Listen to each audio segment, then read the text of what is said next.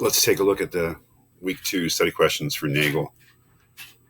Number 1, Nagel states the basic question of his essay on the first page. What is it? Let's take a look. If, as many people believe, death is the unequivocal and permanent end of our existence, the question arises whether it is a bad thing to die. There it is. Is it a bad thing to die? That's the question. It's a badly titled essay because it's just called Death, and it's not really a theory of death in the fullest sense. It's a very specific thing, asking whether it's a bad thing to die. To put it a little bit more explicitly, whether death is a bad thing for the one who dies. That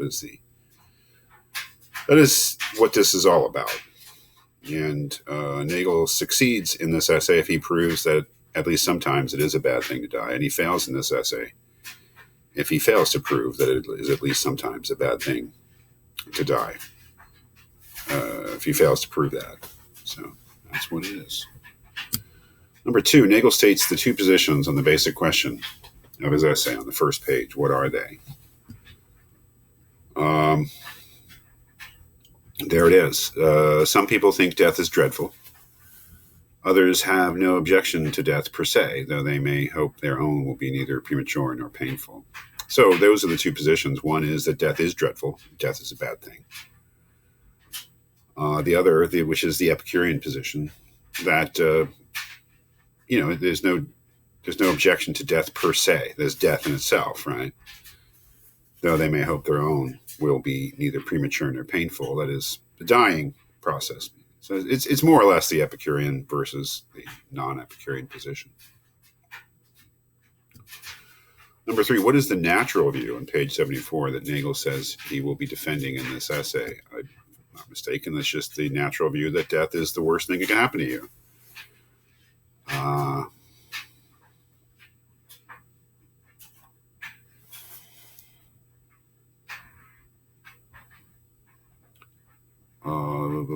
I shall try, right, this is the second paragraph. I shall try to deal with the difficulties surrounding the natural view that death is an evil because it brings to an end all the goods that life contains. Right. So the natural view is that death is an evil, and that it's an evil, a bad, a misfortune,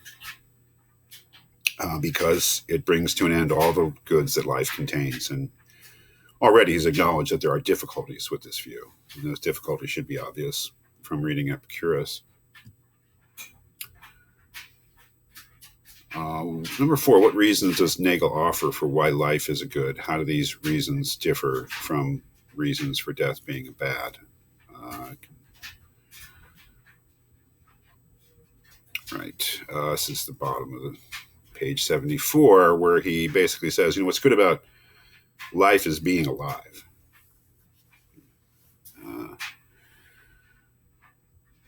The doing things, the activities of life in themselves are good. So being alive is good, in terms of experience, living experience.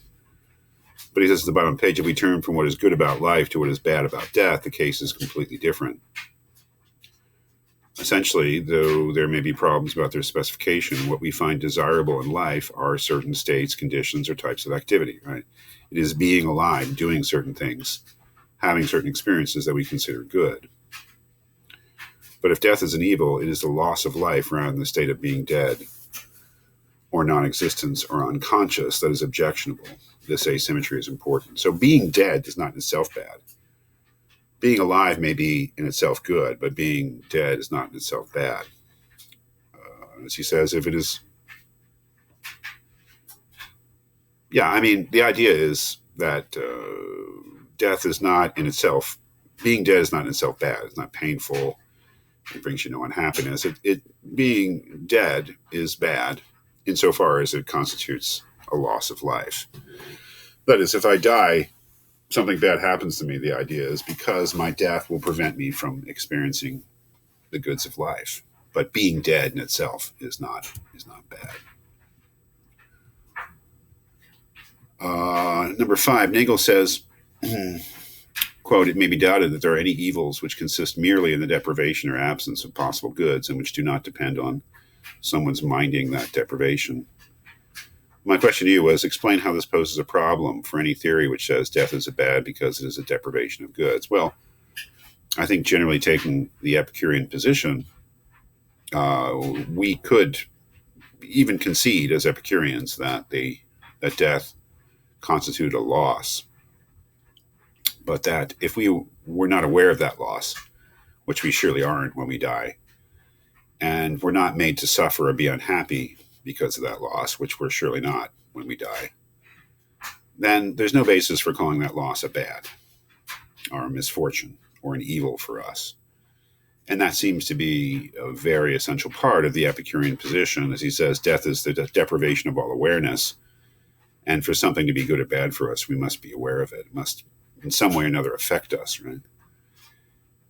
So Nagel has got a big problem here. This is the essential problem of the work, is to prove that despite the fact that we do not mind the deprivation, that death, the loss of goods that death entails, the deprivation of goods that it entails, is indeed a bad for us, despite the fact that we're not aware of it. So that's a big, big essential part of this essay.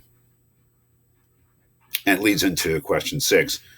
Nagel refers to the common remark that, quote, what you don't know can't hurt you. Does he agree or disagree with this remark? This is elementary. This is a real reading knowledge question. And I ask it because I've read this essay many times with students, and it's really important to get it straight whether or not he agrees or disagrees with that remark. He definitely disagrees with that remark. If he agreed with that remark, the whole basis of the paper would fall apart. We are not harmed. We do not know that we have died. Right? When we die, it's the end of all consciousness.